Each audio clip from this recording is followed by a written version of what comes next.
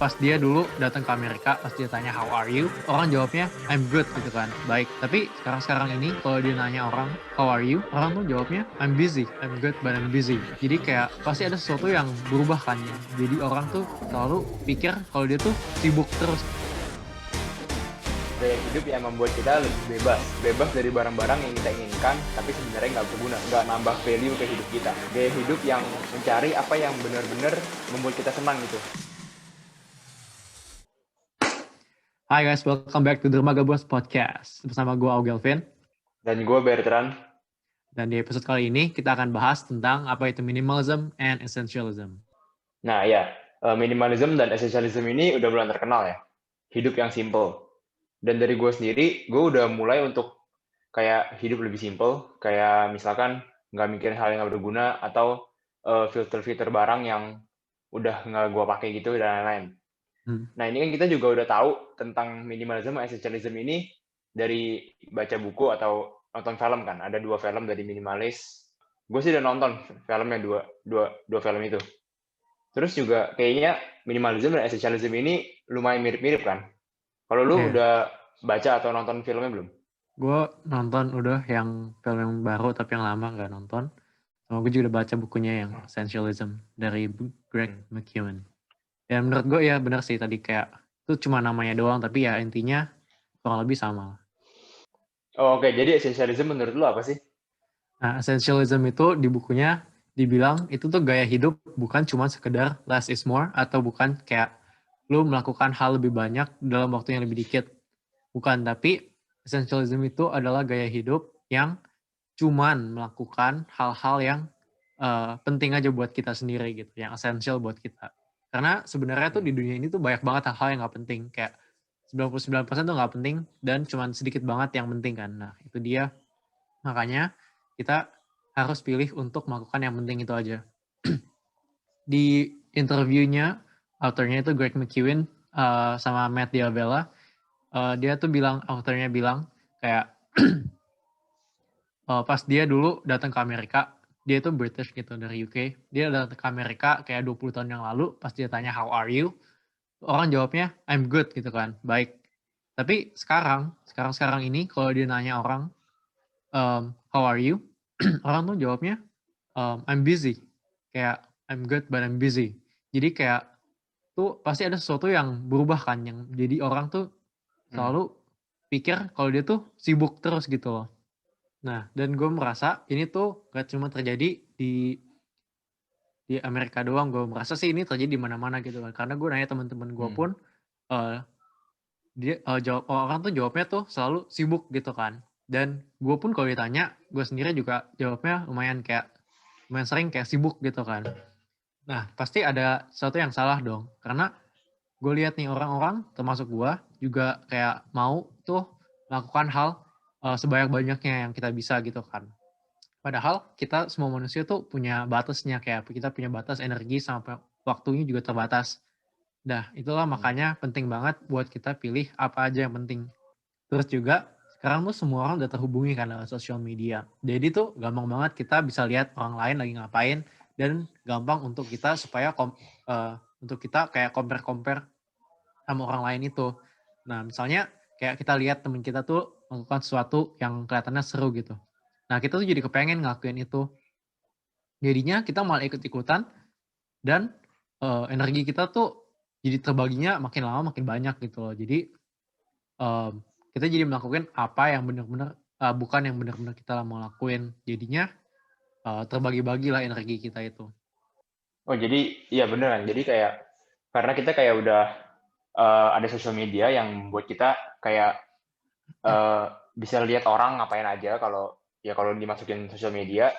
Tapi kan menurut gue kayak itu juga bisa jadi semacam motivasi gitu dong. Jadi misalkan kalau orang lain atau teman kita kayak lebih sukses dari kita gitu, ya kita bisa jadiin itu sebagai motivasi kalau kita juga bisa melakukan itu dong. Oh iya bisa juga, bisa jadi motivasi. Tapi kan ya kalau bagus sih kalau jadi motivasi. Tapi kalau kita lihat dan kita jadinya mau ngelakuin hal tersebut, padahal kita nggak benar-benar mau, bukan apa yang kita mau apa sih itu, apa sih melakukan hal itu bukan untuk mencapai goal yang kita mau gitu loh.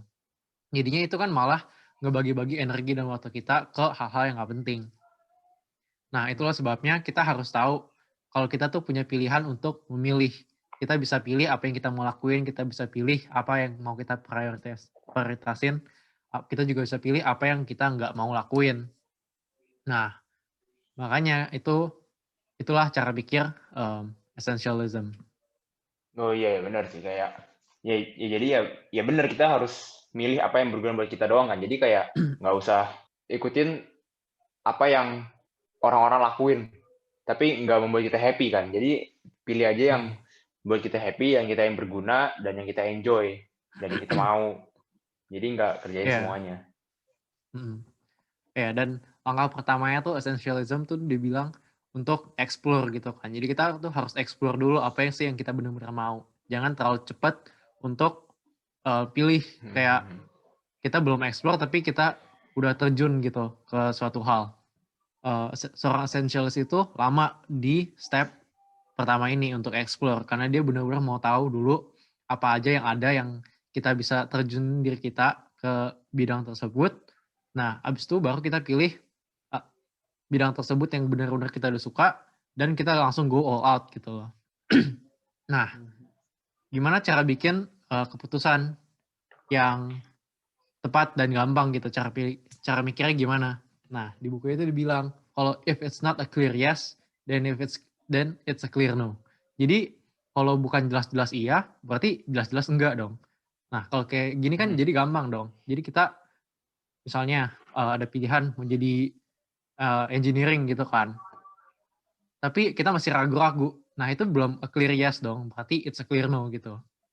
Misalnya kalau mau jadi mau bikin YouTube.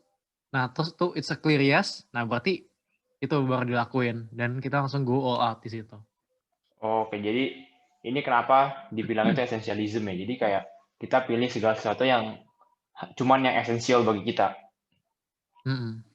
Oke. Nah, habis itu kita harus buat sistem yang kita untuk bisa melakukan sesuatu itu segampang mungkin. Caranya kita harus punya values dan goal yang jelas. Jadi apa sih values yang kita pegang dan apa goalnya yang jelas gitu kan. Misalnya, waktu gue jadi presiden Ormias OSU itu, gue punya tujuan untuk buat orang Indonesia yang di OSU ini bisa punya komunitas yang baik dan untuk menunjukkan budaya Indonesia ke sekitar OSU gitu kan. Jadi apapun event-event yang gue buat, ya gue ngeliatnya ke situ gitu loh. Kalau aktivitasnya yang orang-orang ada ide misalnya, terus kayak nggak mencapai tujuan itu, ya berarti nggak usah gitu kan. Ya, kayak gitulah cara mikirnya. Dan contoh bisa yang kita pakai buat diri sendiri, itu juga kita harus buat pilihan yang bisa ngilangin keputusan-keputusan banyak lainnya di kemudian waktu. Jadi misalnya, contohnya itu adalah kita pilih untuk bikin rules untuk diri kita sendiri. Jadi misalnya, udah selesai kerja jam 10 gitu kan, 10 malam, udah nggak mau apa-apa lagi yang berhubungan sama belajar ataupun kerjaan apapun. Jadi itu buat kita udah selesai buat rest untuk siap-siap tidur gitu kan. Nah, itulah jadi rules itu yang buat kita membuat keputusan lebih gampang di nanti-nantinya gitu. Udah jam 10, oh ya udahlah, gue mau kerjain ini lagi nggak ya? Oh enggak, gue udah buat rule itu gitu loh. Jadi gampang bikin keputusannya. Oke, jadi pertama itu kita cari apa yang benar-benar kita mau lakuin. Terus abis itu kita harus punya nilai-nilai dan goals yang jelas dari kegiatan itu. Ya benar, tadi kan kita harus tentuin dulu apa yang benar-benar kita mau lakuin, kita harus explore, dan juga kita harus punya nilai-nilai dan goal yang bisa memperjelas apa yang kita mau lakuin gitu kan. Nah, lu kan tadi lu bilang udah nonton dua-dua minimalism, terus juga lu udah nonton banyak yang lain. Jadi minimalism itu apa menurut lu? Nah, oke. Jadi menurut gue minimalism itu adalah gaya hidup yang lebih simpel. Gaya hidup yang lebih sederhana.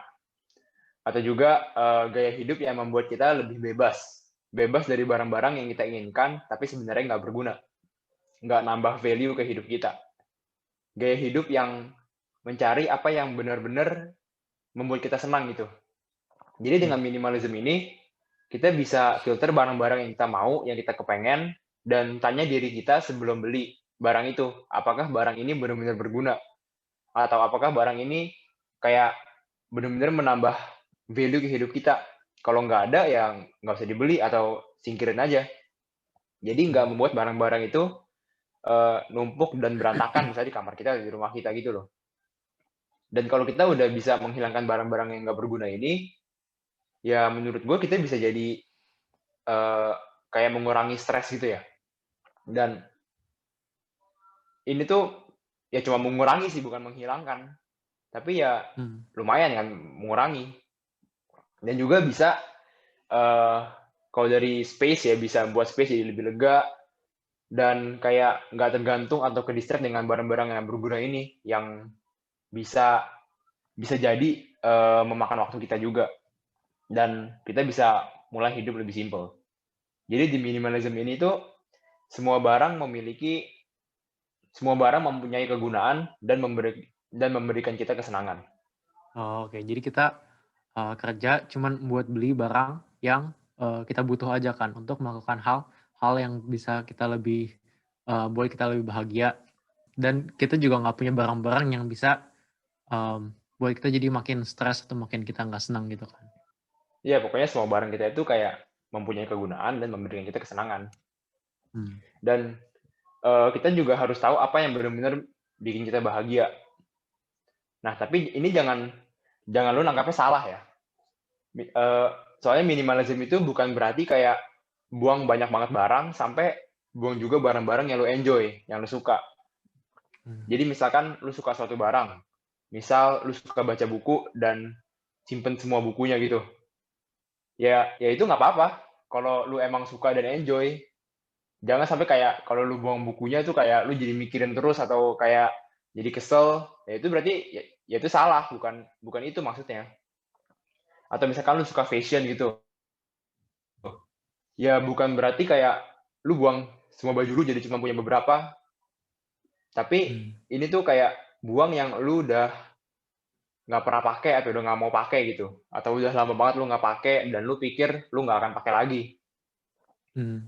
Nah, tapi biasanya tuh alasan yang biasa orang punya untuk menyimpan barang itu adalah bilangnya tuh eh, nanti kalau butuh tuh jadi ada. Nah. Nah, ini yang membuat kita kayak apa ya? Nyimpen banyak banget barang kan. Mm-mm. Tuh. Tapi sebenarnya barang-barang itu nggak berguna. Nah, jadi kalau di minimalism ini kita bisa ngefilter barang-barang jadi kayak barang-barang apa yang benar-benar dibutuhin sama yang enggak. Contoh yang tadi mungkin kita suka fashion. Jadi kita punya baju banyak dan padahal banyak baju yang udah nggak pernah kita pakai gitu. Hmm. Dan kita pakainya itu terus bajunya kayak cuman baju simpel-simpel doang yang aneh-aneh kagak gitu. Nah, ini kan juga bisa kayak uh, kita singkirin atau ini juga sebenarnya kayak bisa punya benefit bahkan. Kayak misalkan lu sumbang ke orang atau jual itu kan lebih mending ya. Yang barang yang kita nggak pakai tapi dibutuhin sama orang ya berarti yang mendingan kasih orang yang membutuhkan daripada kita nggak pakai cuma simpen-simpen doang kan. Hmm. Jadi kayak ya minimalism ini ya berguna nggak cuma buat diri kita sendiri tapi juga bisa buat orang lain. Oke, iya bener. Jadi kayak kita mending kasih orang karena bisa jadi barang-barang itu ada punya value yang lebih tinggi untuk orang lain kan. Dan makanya jadi kita donate aja atau jual gitu. Nah, Hmm. terus misalnya kalau orang yang mau mulai kayak minimalism kan gak gampang dong kayak buang-buang barang atau kayak donate barang atau jual barang. Hmm. Mulainya gimana kalau orang mau mulai? Nah, oke, mulai minimalism kita bisa memulai dengan secara bertahap. Jangan langsung buang semua barang lu, tapi ya dikit-dikit. Jadi kita Hmm. bisa apa ya? Yang di sebelum-sebelumnya podcast kita pernah bilang kayak supaya sustainable gitu kan. Jadi nggak langsung. Yeah. Nah, itu bisa mulai dari buang satu barang per hari. Dan kalau dalam 1 bulan kan kita bisa udah buang 30 barang kan. Dan kalau buang satu barang per hari itu nggak akan membuang waktu yang lama. Hmm. Dan misalkan kalau kita masih punya banyak barang ya kita bisa lanjut 2-3 bulan dan seterusnya. Atau mungkin bisa buang satu barang di hari pertama, terus buang 2 barang di hari kedua, terus buang 3 barang di hari ketiga dan selanjutnya. Nah, itu bisa Hmm. ya kalau ditambahin terus sama 1 bulannya udah baik banget. Udah Iya. ya bisa dihitung sendiri lah 30. Pokoknya akhir bulan buang 30 barang gitu kan. Hmm. Sampai barang yang tersisa adalah barang-barang yang benar-benar berguna buat kita. Tapi jangan sampai kita kayak nggak punya apa-apa gitu. Jadi nggak bisa ngapa-ngapain. Ya itu namanya bego sendiri ya. Malah menderita kitanya gara-gara kita buang barang semuanya. Dan jangan sampai begitu. Kita ya simpen barang-barang yang benar-benar berguna buat kita. Dan hanya barang-barang yang mempunyai kegunaan dan memberikan kesenangan ini. Hmm. Jadi kayak bikin hidup kita lebih simpel. Kita jadi punya lebih banyak waktu, kita bisa fokus ke hal-hal yang kita lebih berguna, yang menurut kita lebih berguna, kayak misalkan kesehatan kita, atau hubungan kita dengan orang lain, atau di hubungan kita dengan orang-orang di sekitar kita, keluarga, teman, dan di komunitas bisa juga, yang bisa membuat kita lebih bahagia pokoknya. Oke, jadi kurangin aja dikit-dikit dulu kan. Terserah mau gimana, tapi mulai dari suatu hal yang kecil. Iya, jadi ya semua orang kan punya nyamannya beda-beda kan ya. Jadi ya senyamannya lu aja gitu. Oke. Supaya yang tadi gue bilang, supaya bisa sustainable. Karena nggak mungkin kayak lu buang semua barang lu dalam 1 hari, itu kan ya aneh juga. Terus udah begitu, minggu depannya lu malah beli-beli lagi, soalnya lu butuh ini, jadi lu beli-beli lagi, ya sama aja dong. Jadi kayak nggak berguna lu buang, tapi minggu depannya lu beli-beli lagi, sama aja numpuk juga. Oke, jadi ya itulah dari gua minimalism. Dari lu ada apa lagi? Gue jadi keinget yang waktu itu pas gue nonton ada orangnya juga kayak dia pack semua rumahnya kayak dia mau pindahan kan. Terus tapi dia label misalnya kayak barang-barang kitchen, dia label 1 box dan supaya dia caranya gampang.